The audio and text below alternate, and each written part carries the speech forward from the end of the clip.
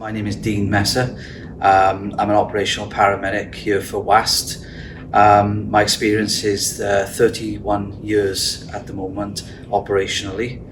I'm currently based in Swansea supporting the educational team and the Swansea University. On the 31st of March last year, I contracted COVID.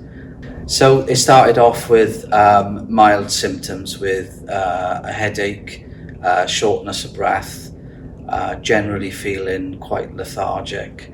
I thought I was having some cold flu type symptoms.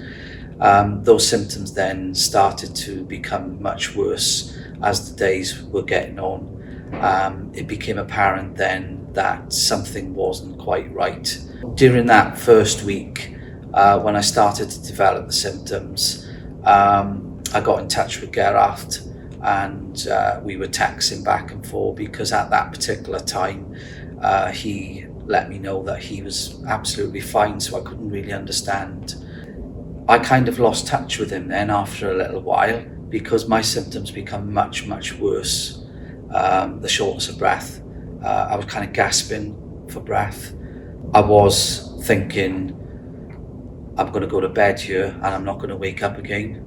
I think ultimately in the back of my mind was, if I'm going to be admitted into hospital, I'm probably not going to come back out. My colleagues were in regular contact with me again. They were obviously concerned about me. They came to the house several times. They could see me through the window. And I felt, right, okay, if I can get through these first few days or this week, then maybe I'll get through this. Symptoms were still the same, still short of breath, still struggling. I wasn't eating. I was drinking very little fluid. I started writing some letters to my children because if I go to bed and I never wake up, at least I've got something that they can read. After about, I would say, 8th or 9th day, I started to improve. I wouldn't say I started to feel myself, but I could seem to be on top of it then. But I felt in myself that I may have turned the corner a little bit here because I was starting to feel a little bit more like myself, and I wanted to start eating things then. So I started off on light foods and drunk lots of water, and that made a difference. I seemed to have gained a little bit of energy. People were coming to see me through the window. That was a good help, certainly for my mental health and well-being. It was nice to see somebody, and I thought, right, okay, I think we're over the worst here. And that progressed, and each day then I was becoming much weller. The process then of knowing that sadly Gerard didn't make it, he was admitted into hospital and sadly passed away, impacted on me in a big way. I couldn't digest the fact that, okay, here we're in a scenario where two colleagues work together. It seems that we both contracted COVID together. I'm guessing we went through this symptomatic journey together. And at the end of it, I seem to have come out the other end. And sadly, Gerard didn't, and he passed away.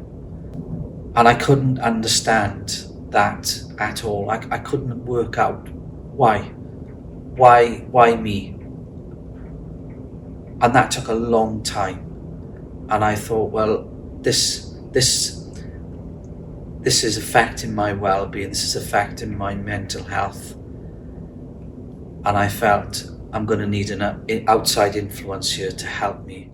I was always that person at the back of the class in a well-being or mental health meeting who thought, okay, yeah, there we are, not really taking much notice. But really, this is so powerful, because without the wellbeing team, without their help, without their structure, that's got me back to where I am, because I was in such a dark place and I felt as if I was on a bit of a roller coaster ride and just couldn't get off that roller coaster. It was just going round and round, and I couldn't find a way in getting off it. But with the help of the wellbeing team, we structured everything. I followed a program, which I found extremely helpful, and it's got me to where I am today. I'm still not there, but I'm massively in a much better place now to where I was a few months ago.